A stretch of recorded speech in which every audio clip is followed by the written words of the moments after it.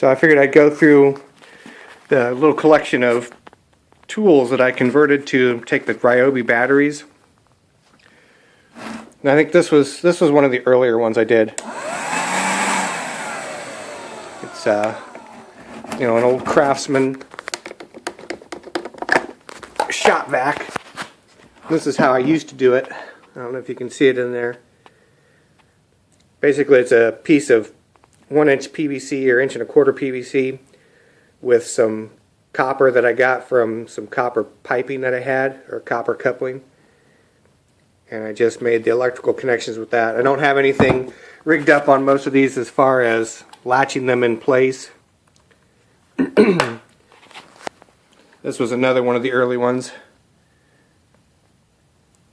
A Dewalt that I don't think you can hardly see it in there, but at any rate, it's the same principle. Copper pipes that I use to attach the electrical connections.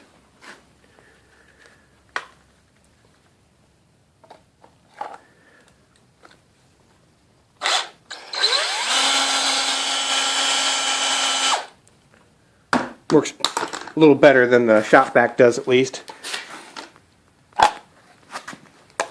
And then, of course, you know, anybody can do something like that. Just take the bottom of one of the old flashlights and attach it to the wires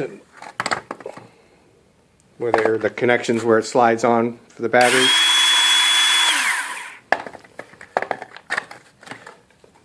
This one was one of the later ones that I did, and I was able to get it a little bit more streamlined. Still yet with just the copper strips.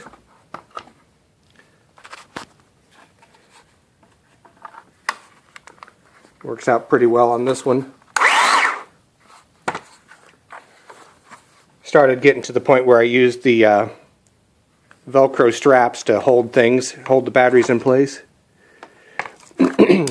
This is what I've kind of graduated to, is taking, you know, an old ryobi flashlight and cutting off the old portion of where the battery would slide on, and making up the electrical connections, and then putting it back together with, you know, some Gorilla Tape or something. Or in this case, some Gorilla Tape and a screw.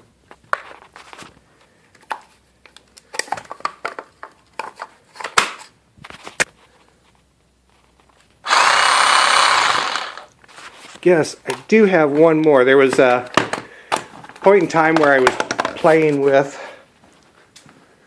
using some aluminum. I can find it here. Ugh.